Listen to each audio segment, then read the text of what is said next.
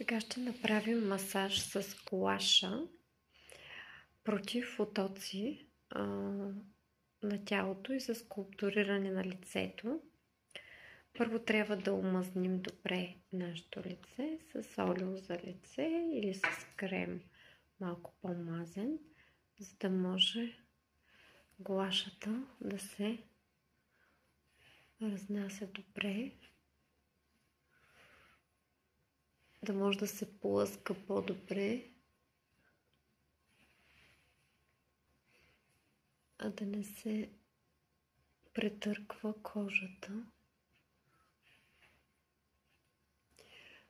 Разбира се, не е добре, не е желателно да е чак толкова мазно, защото целта е не само да я плъскаме, но и да обработваме лицето.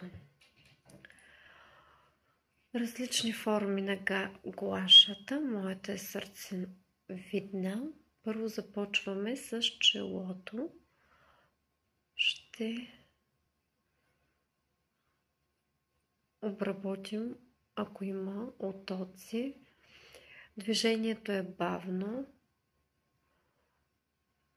Все едно имаме фолио, което трябва да залепим. Има мехурчета. Не знам дали знаете, някой път се получава и тези мехурчета трябва да излязат. Така че бавничко, с лека сила, да се чувства леко болка. Не съвсем болезнено, но леко така. И нагоре. Това не е поглаждане. Поглаждането ще направим накрая, а това е обработка на челото.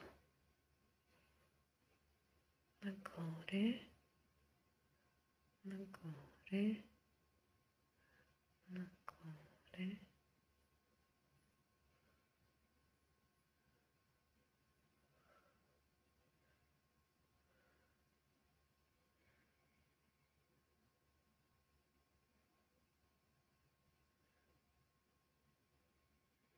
Движението трябва да е бавно.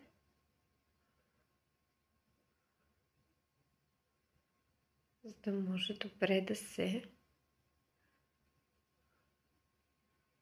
отработи лицето.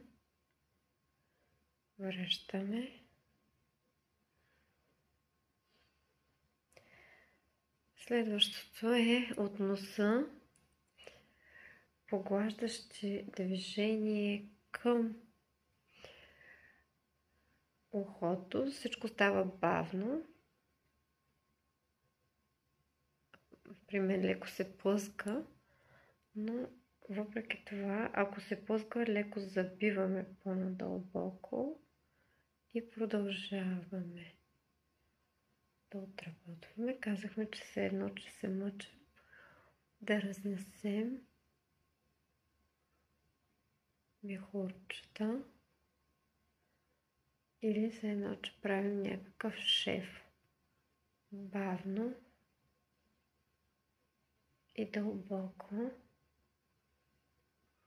но не с пълна сила да си навредим.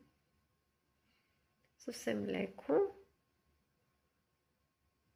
Тук минаваме назолабиалните бръчки и отиваме към ухото.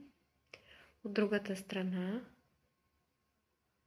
обработваме леко.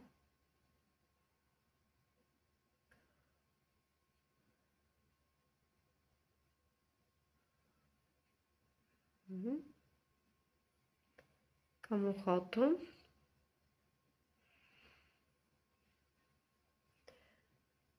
За подпухнало лице, отоци, скулптуриране на лицето.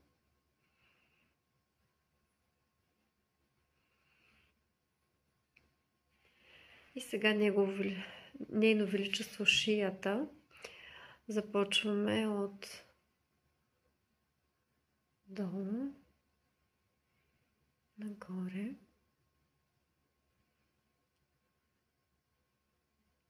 Да противодействаме на гравитацията.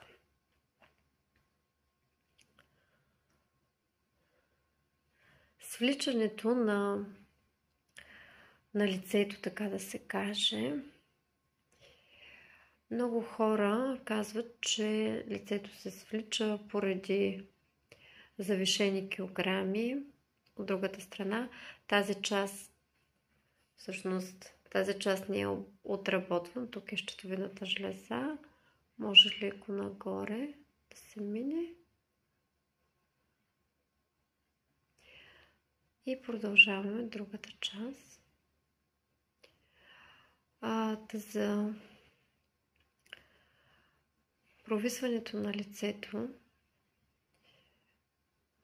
като основна причина казват, че всъщност наднорменото тегло. След това с възрастта също пада овала. Но овала се стяга най-добре, освен с масажи, фейс йога и с гимнастика на цялото тяло. Спортувайки, човек стяга всички фасции в тялото и оттам всяко нещо оказва влияние на лицето и лицето ни се подобрява, тена му се подобрява, става по-стегнато. А с тези масажи с гуашата ние подпомагаме процесите на стягане и разкрасяване на нашето лице. Движението става по-бавно, аз се поразбързах малко. Ако ни боли врата отзад, можем да минем и още по-отзад. Ако сме настинали или сме стояли на течение и врата ни боли, можем да минем с гуашата също, с цел да отпуснем блокажите. Това беше нашата рутина. Може да я правите сутрин, вечер или когато се почувствате оттекли. Но пак казвам, че човек оттича, когато има някакъв друг здравословен проблем, когато не пие вода и когато не прави гимнастика, не се раздвижва тялото, оттам лимфата, която чисти, защото лимфата чисти през лицето, през носа също. И процесът не е еднозначен. Трябва да се следи за няколко фактора. Благодаря, че бяхте с мен. Надявам се, че ви бях полезна.